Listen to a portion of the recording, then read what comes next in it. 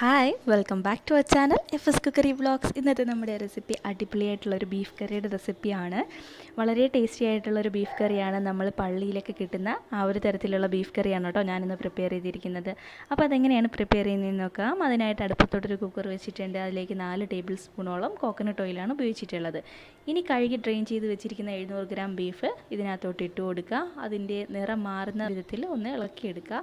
ആവശ്യത്തിന് കുറച്ച് ഉപ്പും കൂടി ചേർത്ത് കൊടുക്കണം കേട്ടോ. ഇപ്പോൾ ബീഫിൻ്റെ നിറമൊക്കെ ഒന്ന് മാറി വന്നിട്ടുണ്ട്. ഇനി കുക്കറിൻ്റെ മൂടി വെച്ച് 5 മിനിറ്റ് ഒന്ന് അടച്ചു വെച്ച് കൊടുക്കുക. ഇപ്പോൾ 5 മിനിറ്റ് കഴിഞ്ഞപ്പോൾ നന്നായിട്ട് തന്നെ വെള്ളമൊക്കെ ഊറി വന്നിട്ടുണ്ട് ബീഫിൽ നിന്ന്. ഇനി ഇതിലോട്ട് പൊടികൾ ചേർത്ത് കൊടുക്കാം. അതിനായിട്ട് മഞ്ഞൾപ്പൊടി, മുളക് പൊടി, മല്ലിപ്പൊടി, പെരുംജീരകപ്പൊടി, ഇത്രയും പൊടികളാണ് ഇപ്പോൾ ചേർത്ത് കൊടുക്കുന്നത്. അതിനുശേഷം ഇതിൻ്റെ റോ സ്മെല്ല് മാറുന്നത് വരെ ഒന്ന് ഇളക്കിയെടുക്കാം.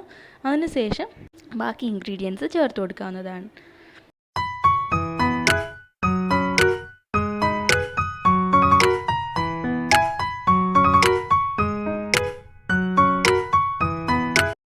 ഇതിലേക്ക് തന്നെ 4 പച്ചമുളകും 2 സവാളയും കൂടി അരിഞ്ഞതാണ് ചേർത്ത് കൊടുത്തിട്ടുള്ളത്.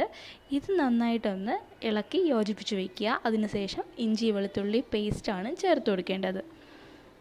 ഞാൻ ഇന്നലെ അപ്ലോഡ് ചെയ്ത പൊറോട്ടയ്ക്ക് അടിപൊളിയായിട്ടുള്ളൊരു കോമ്പിനേഷനാണ്. അപ്പോൾ ഞാനിവിടെ ഏകദേശം 1.5 ടേബിൾ സ്പൂണോളം ജിഞ്ചർ ഗാർലിക് പേസ്റ്റ് ചേർക്കുന്നുണ്ട്. 1.5 ടേബിൾ സ്പൂൺ മുതൽ 2 ടേബിൾ സ്പൂൺ വരെ ആവുക കേട്ടോ. അപ്പോൾ അതൊന്ന് ശ്രദ്ധിക്കുക. എന്നിട്ട് അതിൻ്റെ റോസ്മെല്ല് മാറുന്നത് വരെ ഒന്ന് ഇളക്കിയെടുക്കുക. അതിനുശേഷം കുറച്ച് കറി ലീവ്സ് ഇട്ട് കൊടുക്കുക. ഇനി ഇതിലേക്ക് തക്കാളിയാണ് കേട്ടോ ചേർത്ത് കൊടുക്കേണ്ടത്. ഞാനിവിടെ 1.25 തക്കാളി എടുത്തിട്ടുണ്ട്. വലിയ തക്കാളിയാണ് ഞാൻ എടുത്തിട്ടുള്ളത്. അതും കൂടി ചേർത്ത് കൊടുക്കുന്നുണ്ട്. എന്നിട്ട് അതൊന്ന് വെന്ത് വരുന്ന ടൈമിൽ കുറച്ച് പൊടി ചേർത്ത് കൊടുക്കുന്നുണ്ട്. ഞാൻ ഗരം മസാല, എനിക്കിതിൻ്റെ ടേസ്റ്റ് കുറച്ച് ഇഷ്ടമായതുകൊണ്ട് മാത്രം ചേർത്ത് കൊടുത്തിട്ടുള്ളതാണ്. അത് ഓപ്ഷണലാണ്, ഇഷ്ടമല്ലാത്തവർ ചേർക്കണ്ട. ഇനി ഇതിലേക്ക് കുറച്ച് വെള്ളവും കൂടി ചേർത്ത് കൊടുക്കുക. ബീഫ് വേകാൻ ആവശ്യത്തിന് വെള്ളവും കൂടി ചേർത്തിട്ട് നന്നായിട്ട് തിളച്ച് വരുന്ന സമയത്ത് കുക്കർ മൂടി വെച്ച് ഹൈ ഫ്ലെയിമിൽ 6 വിസിൽ കേൾപ്പിക്കുക. ഞാനിവിടെ 6 വിസിൽ കേൾപ്പിച്ചപ്പോഴേക്കും എനിക്ക് ബീഫ് കറക്റ്റായിട്ട് തന്നെ കിട്ടിയിട്ടുണ്ട്.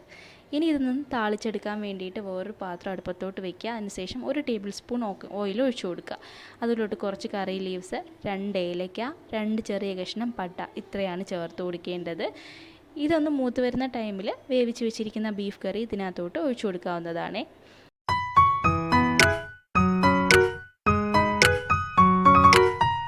ഇനി ഇതിലേക്ക് ആവശ്യത്തിന് വെള്ളവും കൂടി ഒഴിച്ചു കൊടുക്കുക. എന്നിട്ട് തിള വരുന്നത് വരെ വെയിറ്റ് ചെയ്യുക. ഇനി ലാസ്റ്റ് ഒരു ഇൻഗ്രീഡിയൻറ്റ് മാത്രമാണ് നമ്മൾ ഇതിനകത്ത് ചേർക്കാനുള്ളത്. അതാണ് ഈ ഒരു കറിക്ക് മുഴുവനായിട്ടും ഡിഫറൻസ് കൊണ്ടുവരുന്നത് കേട്ടോ. ഇതാണ് കേട്ടോ പുളി. വാളം പുളിയാണ് ഞാൻ എടുത്തിട്ടുള്ളത്. വളരെ ചെറിയൊരു കഷ്ണമാണ് എടുത്തിട്ടുള്ളത്. ഇത് വെള്ളത്തിൽ ഒന്ന് ഞരടി പിഴിഞ്ഞതിന് ശേഷം ഇതിനകത്തോട്ട് ഒഴിച്ചു കൊടുക്കുക. ഇനി നന്നായിട്ട് തിളയ്ക്കുന്ന സമയത്ത് ഫ്ലെയിം ഓഫ് ചെയ്യാവുന്നതാണ്. പള്ളിയിലൊക്കെ കിട്ടുന്ന കറിയിൽ ലാസ്റ്റ് അവർ ഇതുപോലെ ചെയ്തെടുക്കും കേട്ടോ. കറി റെഡി ആയിട്ടുണ്ട്. അപ്പോൾ നമ്മുടെ വീഡിയോ ഇഷ്ടമാവുകയാണെങ്കിൽ പ്ലീസ് ഒന്ന് ലൈക്ക് ചെയ്യുക. അതുപോലെ തന്നെ ഷെയർ ചെയ്യുക. സബ്സ്ക്രൈബ് ചെയ്യാത്തവരുണ്ടെങ്കിലും സബ്സ്ക്രൈബ് ചെയ്ത് ഒന്ന് സപ്പോർട്ട് ചെയ്തേക്കണേ.